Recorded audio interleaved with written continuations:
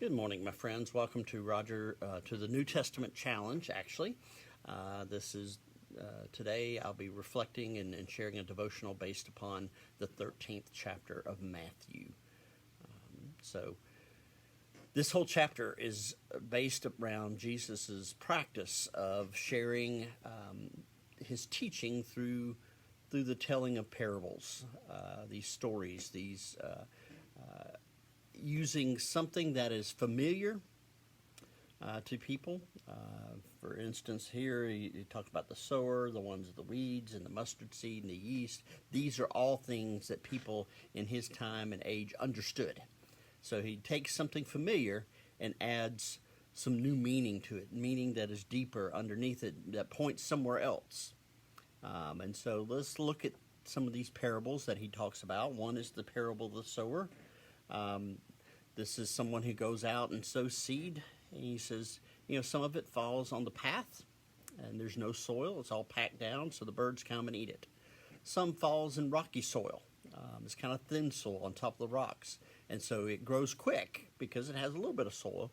But then because it doesn't have any deep roots, the sun comes out and it withers. Some gets thrown among thorns, and it grows up, and the thorns grow up, and they choke it. They take all the nutrients. And then some falls in good soil, and it produces fruit 30, 60, 100-fold. Now, what's interesting is that the disciples come along and say, all right, teacher, explain it to us. What exactly is going on here?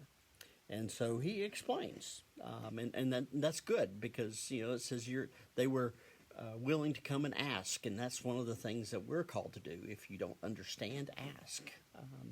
This is not meant to be a secret. It's not meant to be shared.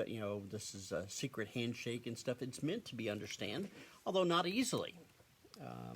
Christ wants us to really dive into this and kind of struggle with this and come to an understanding of what these parables mean. And so if you have questions, ask. There's a lot of commentaries. There's Sunday school teachers. There's your pastor. There's all sorts of stuff, all sorts of places that you can ask. And really, as we're reading through the New Testament, the only dumb question is the one that isn't asked. So ask your questions. So the disciples come and ask Jesus. All right. So what does this mean? He says, all right, here's what the parable of the sower means. When anyone hears the message of the kingdom and does not understand it, the evil comes and snatches away what was sown in the heart. All right. Someone sees, is flipping through the channels and pauses and sees a preacher preaching, and he hears the word but then moves on. It's there. The seed's there. The seed was planted, but there's no growth at all, and it's just kind of laying there, and so the devil comes and takes it away. The seed sown along the path. Okay, the one sown that falls on rocky places is the man who hears the word and at first receives it with joy. This is oftentimes, these are the people, John Wesley talked about this with Jonathan Edwards. One of the things at that time, Jonathan Edwards was a more effective preacher. More people came to hear him. More people were saved, received salvation. But the difference between Edwards and Wesley is Wesley developed a follow-up system. In other words, once they received their salvation, they were excited. He got them together with other mature Christians who helped them grow. Jonathan Edwards did not, and so many of the ones that came fell away. They responded immediately with joy. But then, because there was no roots, because they had no support, they fell away. And we've seen this.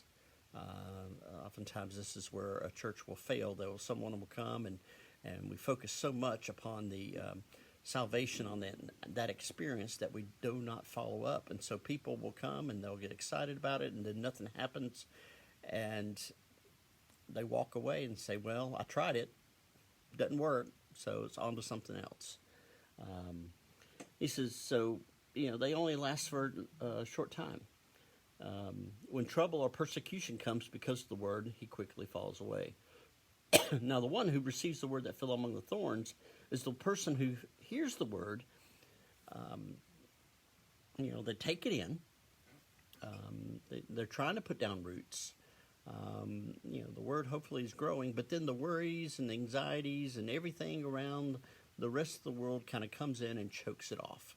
And these are the folks, and we've been there. We get caught up in daily living that the faith kind of gets put aside.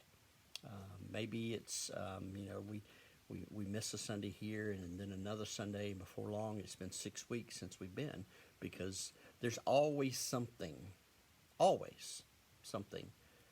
to be concerned about, something that we can spend our time on. And so unless we're intentional about our faith, we got to be careful there.